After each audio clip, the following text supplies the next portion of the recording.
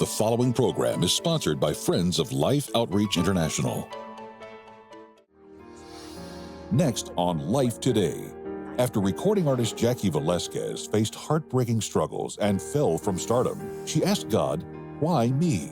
Because he wasn't mad at me. He didn't chastise me even when I was angry at him. It wasn't that. He was just waiting for me to ask the right question. Why not me? And it's at that point that I could feel him pick me up, dust me off, and say, "Jaci, now it's time to fight."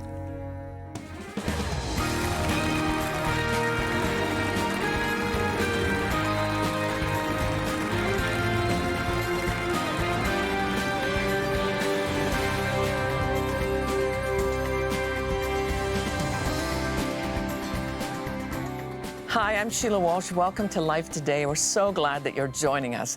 I remember some time ago, I was in Nashville and I was getting ready to do some event, and somebody said to me, "Have you heard her?" And I'm like, "Heard who?" And they said, "This amazing new artist, and she's like 16 or something." And they played me a cut, and I was like, "Oh my gosh, that's amazing." Well, I'm really happy to tell you that today, she's here with us. And so, Jaci Velasquez, it's such a joy to have you here. Oh, are you kidding me? I wouldn't miss it for the world. You're amazing. And you're just as beautiful as ever. Like from the first time I saw your face on the cover of a cassette, you look exactly the same. At least it wasn't an 8-track, thank you, Jesus. You're not old enough for that. So take us back. Were your early days involved in music?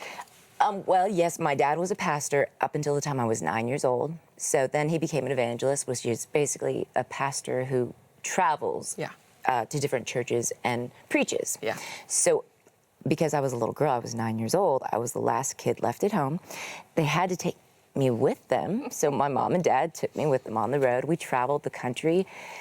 I was homeschooled in the backseat of an '85 Honda Accord. Wow. With a TV VHS AC/DC converter, little TV with videotapes that I would watch all my classes and sit in the back. And then, of course, I'd finish up school and I'd look forward to those 6 hours of traveling in a car, watching school on tape, and I would watch movies. And so I remember I used to have this beautiful picture of what life was like. Like what like ninth graders, like what junior high looked like, what high school looked like. So I'd watch movies and I would get these concepts of what it would be like to go to prom and, really romanticize all of this stuff and, kind of envision and dream about what my life would be like if I were in school or when I grew up and I wasn't, in the backseat of a Honda Accord. Yeah, that's a little different than most of us. But I'm just wondering, what happened? How did that big break come when you were so young? Did somebody hear you and think, "Oh my gosh, this girl is gifted by God"? Well, because we were traveling so often, we were going from, Sunday morning church, Sunday night church, and then going to a different state, do Wednesday night church. By the time I was 13, my parents were doing the adult services and I was doing like the youth services and like the youth kind of group stuff. So then I guess it was when I was 13, somebody heard me, sent a videotape back to Nashville to what would end up becoming my manager. And I was 13. So that was, a crazy time. When I was 14, they flew my family up to Nashville. They flew me and my parents up to Nashville and offered me a record deal. When I was 14, I started working on the first project, which was Heavenly Place. Yeah. That came out when I was 16, so that was a couple-year artist development situation. So that was 2 years worth.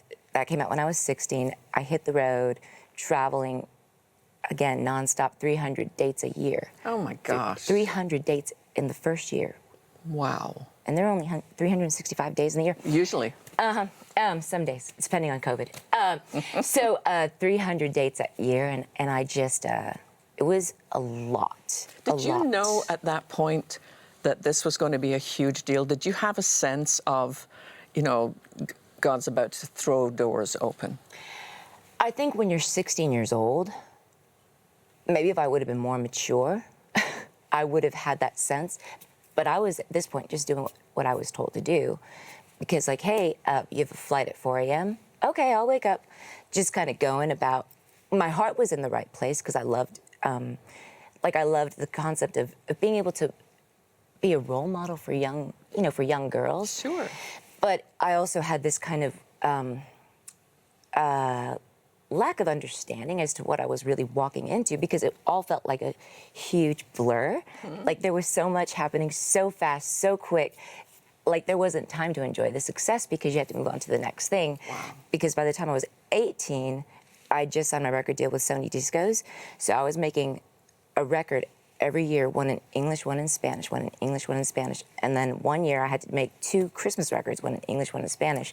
Wow. So that was like a big time frame. But what was interesting is that, God is so good and so full of grace, because that could have turned into so many other, poor choices. But because I was so busy, there wasn't that option, if you will. Who has time for poor choices? No, it was just go. Just Wow. go. But then when I was about, when I was 23, I accidentally got married. And Whoa. That's Okay. an interesting phrase. Accidentally got married. What do you mean by that? It means I had done a film called Chasing Poppy that was basically a film that a lot of people were not very happy that I did. It was a PG film. It was with 20th Century Fox Films. It was my first audition, and I got the part with Sofia Vergara and Rosalind Sanchez and Eduardo Verástegui. It's a lot of... Wow, that was beautiful. Oh, thank you. It was really difficult. So I got the part, and a lot of people didn't want me to do it. I had my whole life I'd always had yes people around me because I was always paying the bills. Sure. All of a sudden, I had some no people around me. So my manager was like, I don't think you should do it. My mom said, I don't think you should do it.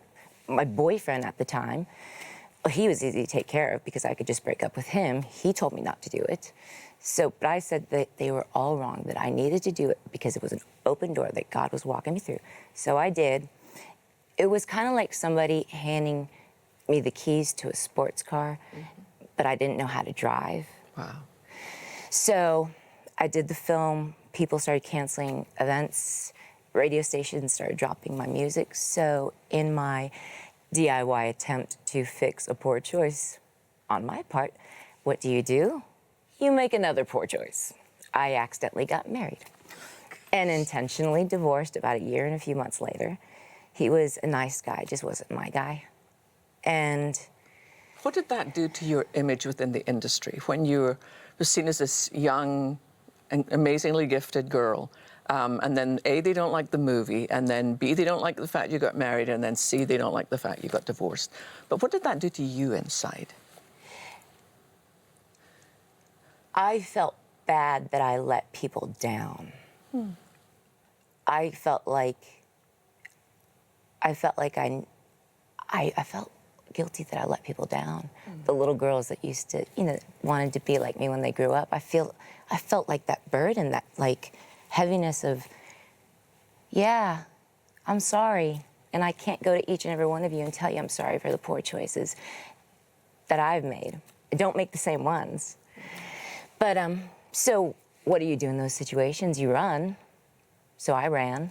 Did you go to London? Yeah, I moved to London, England, and had a flatmate from Scotland. Hey, nothing wrong with that. Dundee, she's from Dundee.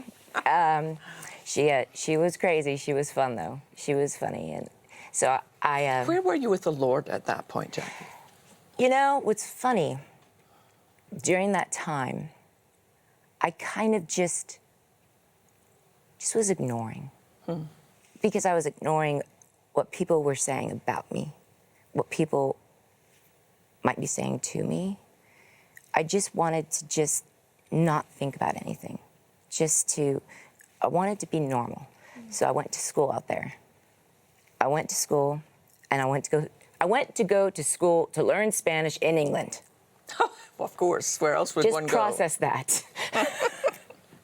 So I went to school, and I did. I got my Spanish really pretty good. So, but then I started missing my mom. So I got a flat downtown. A condo in America, a condo downtown. And I got a phone call from a boy, the same boy that I had broken up with, when I was making the movie Chasing Puppy, the one that told me to say no, that said to not make the movie because it was a poor choice, he called me and asked me out on a date. So I said, okay, yeah. So he happened to be the lead singer for the band called Salvador. I love that band. Me too. Who knew? So he asked me out, and about 4 months later, we got married. Wow. We got married in December 2006. Our first son was born November 3rd, 2007. Wow, that's a lot happening in a short amount of time. Yeah, it was. But I think because we had known before, Yeah. but because of my selfishness and my poor choices, not willing to, listen to wisdom or, yeah. Did you feel at that point as if that career-wise that was over? How did God begin to turn your heart around to realize, hey, Jackie, you are not defined by this or that. You are mine. I think it took the realization. It took my husband. It took my husband. He's such a good guy. He is a good guy. It took me feeling so broken and feeling like I'm worthless, which we all know is not the case logically. Sure. But sometimes it's hard to get this and this to connect, right? Yeah. The fact that he would ask me out again after me basically being an embarrassment thing, and I'm a divorcee. I mean, I have nothing, no good reputation to bring to this awesome person. It's a likely story that he would ever want to be with me, but I think that it was beautiful to see what God does and how he redeems. Yeah. He redeems us and our poor choices. Sometimes our dreams, we think that this is what I'm meant to do, this is my calling. But it's so easy to get confused with our dreams and God's calling. So the fact that God can redeem all these things and redeems poor choices, he can turn what you have intended for good but turn into evil, he can turn it for good. Yeah. So it takes sometimes some pain in the pruning process. That's so true. And so it was my husband. And then, of course, fast forward, the baby being born. And Yeah, Soren, firstborn. no, Zealand is the firstborn. Oh, Zealand's the firstborn? Yeah, Zealand. Okay. He's about to be 13 years old. Oh my gosh, how did that happen? I don't know, it's gross. So when you have your second child, because I think one of the things I found most poignant about your story is when you've experienced pain yourself in your childhood, you do not want that for your child. Absolutely. So how old was Soren when you thought there might be something that I need to pay attention to here? Well, okay, so for me as a child, I wanted so much to be like everybody else. So, I'd gone through my parents divorcing, all that. I was 19, but more than anything, I wanted my kids to have like a normal life, like a normal childhood, not to be homeschooled in the back of the seat of a car, FYI. But when Zealand was born, and then the baby was born, Soren, being the youngest, we started noticing that he wasn't hitting the same milestones. Yeah. No, he was hitting milestones that his brother had not hit as quickly. So we just noticed that our older son was a little behind, but we just thought that maybe Soren, because they're only 14 and a half months apart, maybe Soren just had something to look towards in Zealand as like, this is what I should be doing because that's my big brother. But then when we realized that Zealand, being the older brother, was just kind of really behind his peers. In those situations, I really like to bury my head in the sand, but I couldn't because he was, 2.5, or no, he was 19 months old. He was a baby still. So we had Tennessee Early Intervention come to the house, and they did some tests with the Zealand, and they said, well, Mr. and Mrs. Gonzalez, Zealand is what is delayed. He's got a pervasive developmental delay, which I was fine with. Sure. I'm fine with it. That's fine. He'll catch up. He's my baby. So time went on. Kindergarten year rolls around. And little brother's still at preschool, 2 days a week. Zealand starts kindergarten year, and I learned a word that I've never heard before. And it's called IEP, Individualized Educational Program. So I'm like, ooh, this is awesome. IEP, what does that mean? That means he's going to get help at school. They're going to remind him to get his work done. That means he's going to get extra attention. He's going to get speech therapy, occupational therapy. We're talking a red carpet of stuff to help my son, to get him caught up, okay? That's kindergarten year. Second grade year comes along. Now baby brother's in kindergarten, and I'm telling you what, at this point, I'm a real mom for both my kids. I'm on the board at my kids' school. I'm in it to win it because these kids are going to have a normal life. Mom on the PTA, their mom's gonna be the room mom. I'm gonna be like, super cool, awesome, like normal, cool mom. Well, it's probably not cool, but anyway. So second grade, they have a meeting with us. They call in pediatrician. They call in the people from the school district. They call in the who's who of everybody. There are like 20 people in this boardroom. And this is the end of second grade, so they tell us, we have talked with a pediatrician, we've talked with the counselors, we've talked with the therapists. Zealand is autistic. Wow. I'm like, you mean artistic? Well, no, he's autistic. So I just remember thinking, okay, what do I do with this? Because that's not the dream I had for him. Because the dream for Zealand was going to be, I remember when I was pregnant with him, people prayed. Max Lucado prayed for him, and he said, this boy's going to have a ministry. How can he have a ministry if he can't communicate properly? Yeah. So now you're telling me that my dreams, like all the movies I watched as a kid, thinking what life would look like, because I wasn't living it, sure, my kids are going to have this kind of like, most popular guy in high school, like going to be a football player, date the most popular girl in school, the cheerleader. It's going to be just like what I pictured, just like what everything, what I've always dreamed of for my life and for my children. But he can't do that if he's autistic.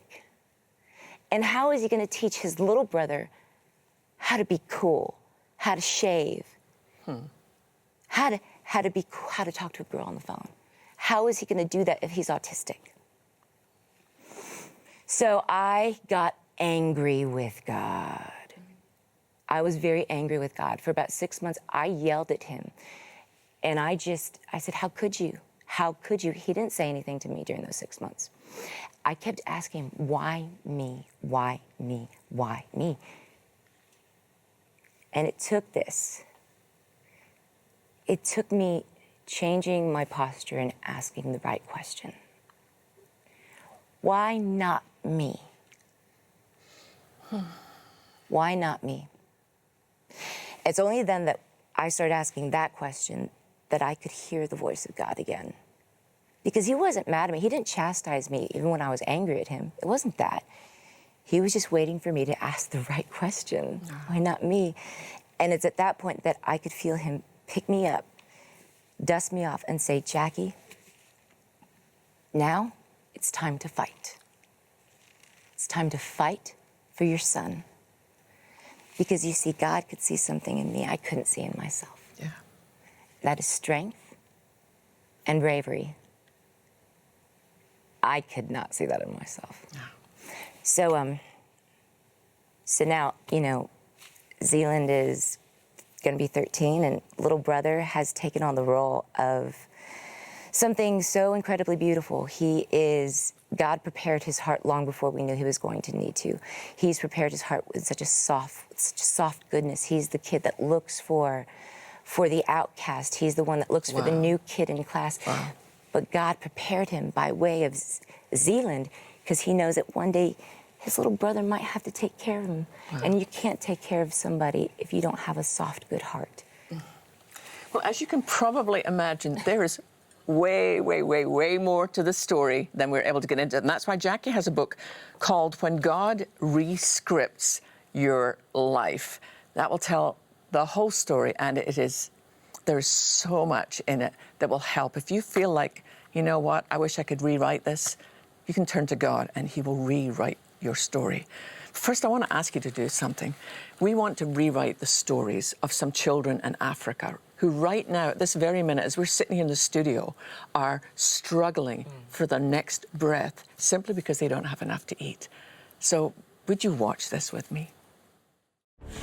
Every morning, families in rural villages throughout Africa wake up wondering, what will today bring? Floods, civil unrest, a pandemic. Unfortunately, mothers in South Sudan and Angola live with these realities each and every day.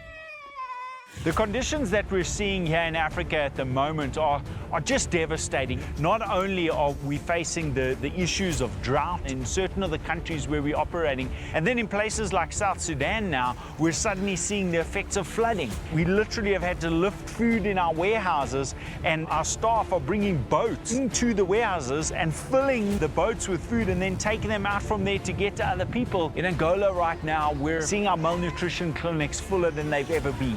And yet on top of all of that, we now have this COVID pandemic that has caused such a significant additional impact on the children who we're so desperately trying to keep alive and to serve. No matter what a mother faces, her overriding concern remains, will I be able to feed my child today? Now, even in the midst of the pandemic, our mission teams bravely risk their lives to provide that answer. People might say, well, how is COVID affected? Are people getting the virus? Are they dying from the virus? Yes, that is happening to an extent. But the reality is that far more children will die as a result of food insecurity. Far more children will die from malnutrition, from poverty-related issues around food and access to food than what will even die from the pandemic. Way more. And that is the reality of what we're facing on the ground here. We cannot save the lives in these clinics.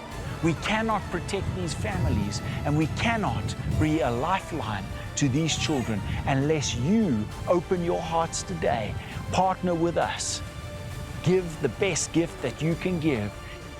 Give the gift of life by giving the gift of food.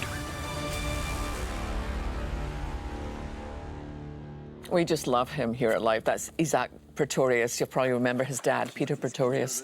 He was the one that James and Betty first met with and began to understand the profound need there is in Africa.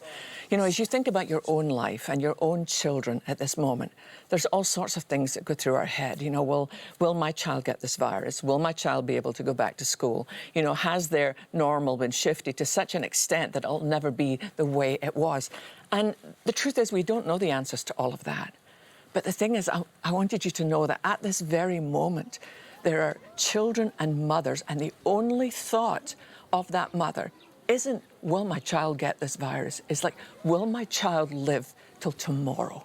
Because I have got no food to give them. And that is why it's one of our main passions here at Life. We have made a commitment to our people on the ground, and Isaac is one of those, that we will provide enough food for 350,000 children this year. And I remember hearing this from Betty's own heart and also seeing it on one of our pieces, that her prayer was, never let the line of children waiting for one meal a day be longer than the food we have. And you've helped us with that. And we are profoundly grateful, but we're coming again and we're asking again, because the need at the moment is even worse. When children have nothing to eat, their immune system is so compromised. They have no strength to fight off anything. So the least we can do is make sure that they have food. And I'm asking you today to join us. $30 will provide food for 3 children for 3 whole months. I mean, what can you do with $30 these days? The fact that you could feed 3 children for 3 whole months, and believe me, that turns that child from death to life. From that first bowl of food in those little orange bowls, the children begin to get the nourishment that they need to be able to grow up, to be able to fight off viruses. All we're asking is, will you give them a fighting chance? So please join with us. $50, if you're able to do that, will feed 5 children for 3 months. $100 feeds 10 children. We have sat with these moms. We have wept with these moms. We have prayed with these moms. But we've told these moms that we're coming home and we're going to share their need with our partners, and that we know in your heart that you will respond. If you've given before, would you consider giving a little bit more this year? The need is great. They've been brought to their knees, just as we have in this nation with this virus, but their knees are not strong enough to hold them. They need us to hold them up. Please make the best gift you can, and do it now in Jesus' name. Today, on top of the daily fight for life and food, families and children across Africa are now forced to deal with the challenges of a global health crisis. Because of COVID-19, food scarcity has increased drastically, and the fear of dying from lack of food is far greater than the virus itself. Even in these unprecedented times, mission feeding won't stop. With your help, mission feeding will continue to be a daily source of food, encouragement, and health for the 350,000 children counting on us. Call now with your life-saving gift of $30, $50, or $100 that will help feed and care for 3, 5, or 10 children for 3 full months. With your gift, we'll send you 40 Days of Healing Promises. This beautiful hardcover devotional will encourage you in your faith as you dive deep into the healing promises that are yours in Jesus' name. With your gift of $100 or more, please request a Blessings for Your Home Bowls and Tea Towels set. This set of bowls and 2 beautifully designed tea towels will make a wonderful addition to your home and serve as a reminder of your help in blessing others as a friend of life. Finally, with your gift of $1,000 or more to help feed and care for 100 children, be sure to request our commemorative bronze sculpture, A Mother's Strength. Please call, write, or make your gift online today.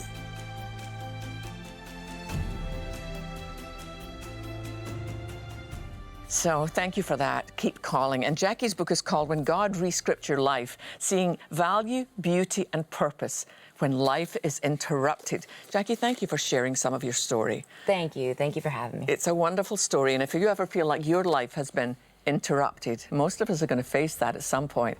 But God will meet you at that intersection and rescript your life. So from all of us here at Life, God bless. We love you.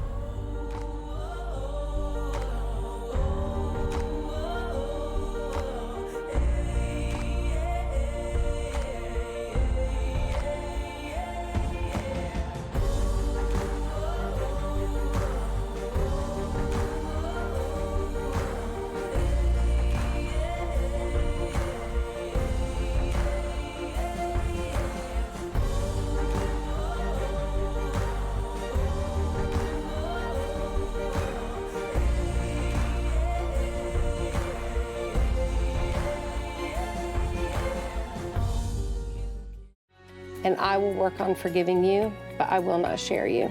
And I really thought our marriage was over. Lisa Turkhurst, tomorrow. Life Today is made possible by the supporters of Life Outreach International. Your gift will be used exclusively for the exempt purposes of life. The ministry features specific outreaches as examples of the programs it supports and conducts. Gifts are considered to be without restriction as to use unless explicitly stipulated by the donor. The ministry is a member of the ECFA.